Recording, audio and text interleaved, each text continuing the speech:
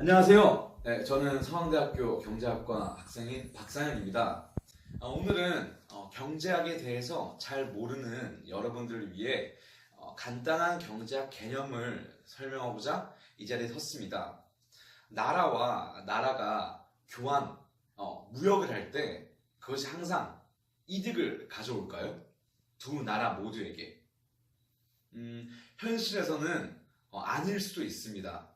하지만 각 나라의 특성에 맞게 전문화를 해서 두 상품, 각기 다른 상품을 무역한다면 그것은 양 나라 모두에게 이득을 가져올 수 있는데요.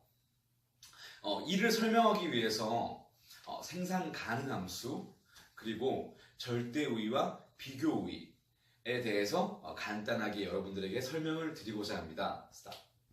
생산 가능 곡선에 대해서 이제 간단하게 설명해 드릴 건데요. 생산 가능 곡선이라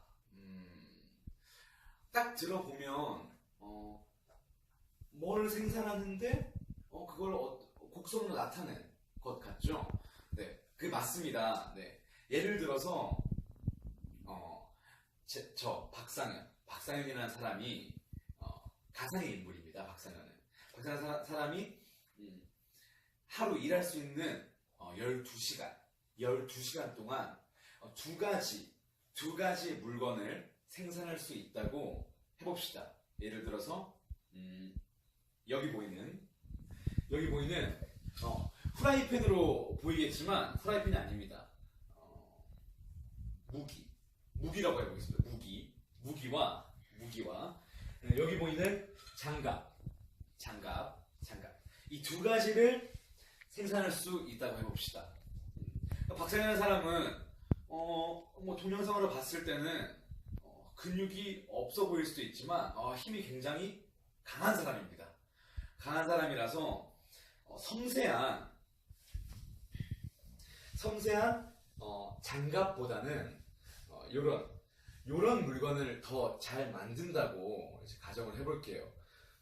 잘 만들어서 12시간 동안 12시간 모두 사용한다면 요거를 12개 만들 수 있습니다. 근데 손가락이 두껍고 손재주가 좋지 않아서 12시간을 모두 장갑에 투자해서 장갑을 만든다고 했을 때는 6개밖에 만들지 못한다고 해요. 근데 이제 다른 사람이 왔네요. 근데 여기 박미영이라는 사람이 또 있네요. 박미영이라는 사람은 딱 봐도 여리여리해 보이죠? 이 사람은 손가락이 가늘고 힘이 약해서 이 두 물건을 12시간 동안 만들 때 요거는 4개밖에 만들지 못한다고 해요. 4개밖에. 근데 장갑을 12시간 동안 만든다면 16개를 만들 수 있다고 합니다. 이렇게 딱 봤을 때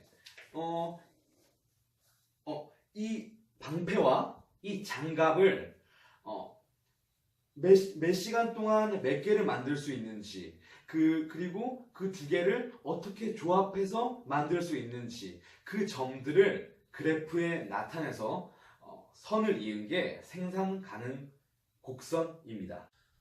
이렇게 이제 생산 가능 곡선에 대해서 이야기를 해봤는데요.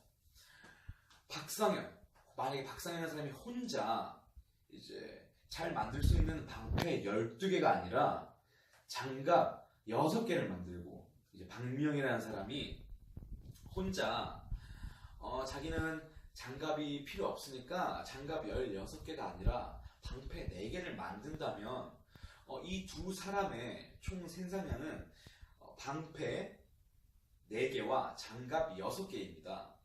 근데 필요에 따라서가 아니라 각자 잘하는 걸 특화해서 만든다면 박상현은 방패를 잘 만드니까 방패 12개, 박미영은 장갑을 잘 만드니까 장갑 16개.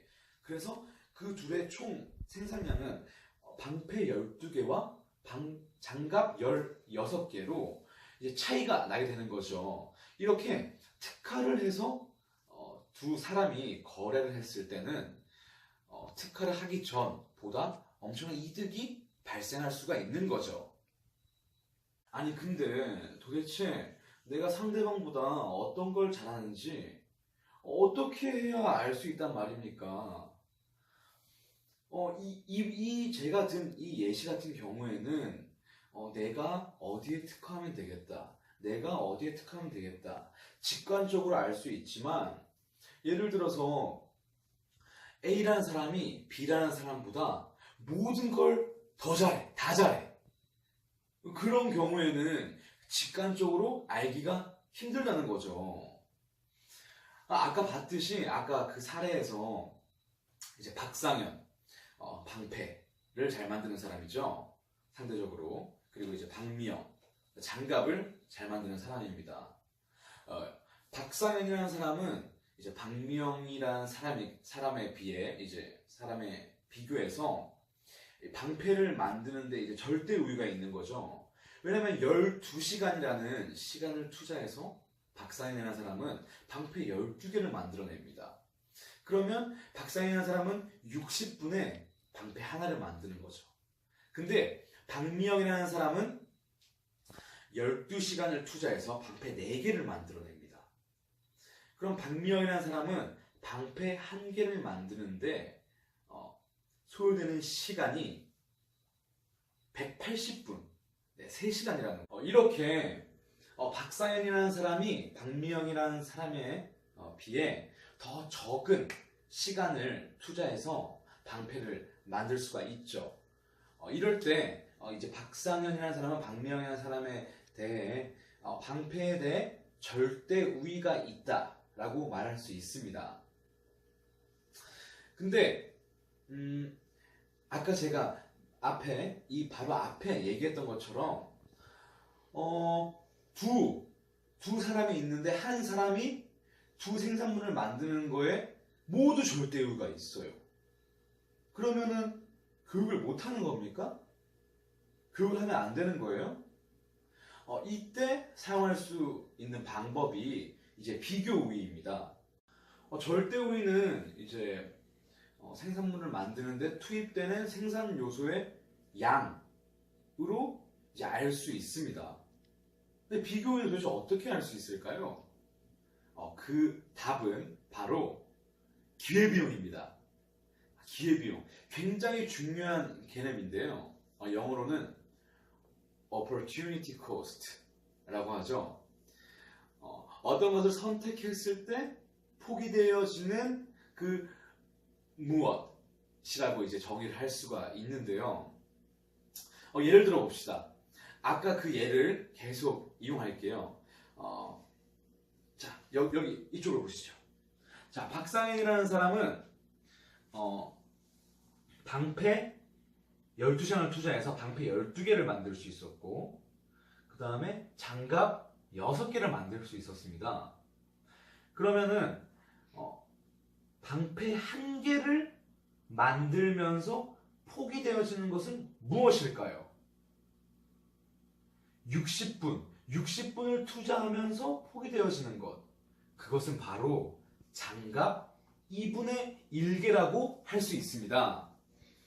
장갑은 120분에 1개를 만들 수 있으니까 60분에는 2분의 1개죠. 그래서 방패 1개의 기회비용은 2분의 1이라고 할 수 있죠. 그럼 장갑의 기회비용은 뭘까요? 장갑 1개를 만드는 데는 120분이 소요됩니다. 120분으로 뭘 할 수 있죠? 방패 2개를 만들 수가 있네요. 그러면 장갑 1개를 만드는데 포기되어지는 기회비용은 방패 2개라고 할 수 있습니다. 이제 박미영의 예를 들어보겠습니다.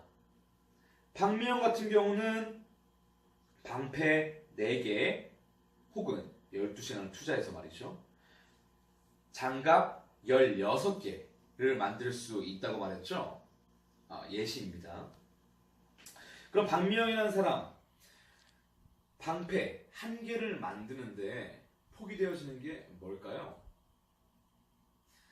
12시간 동안 방패를 4개 만들 수 있습니다. 방패 1개 만드는데 소요되는 시간은, 투자되는 시간은 3시간이죠. 180분입니다. 장갑은 12시간 동안 16개를 만들 수 있습니다. 이를 계산해보면, 장갑 하나 만드는데 필요한 시간은 45분입니다.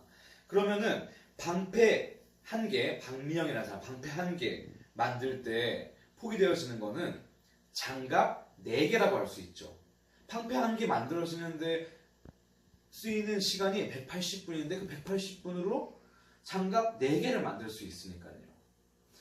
그러면 장갑의 기회비용은 뭘까요? 장갑 1개를 만드는 데는 45분이 필요합니다. 45분 동안 뭘 할 수 있을까요? 이제 감이 오십니까? 방패 4분의 1개를 만들 수 있죠. 이렇게 장갑 1개의 기회비용은 방패 4분의 1개입니다.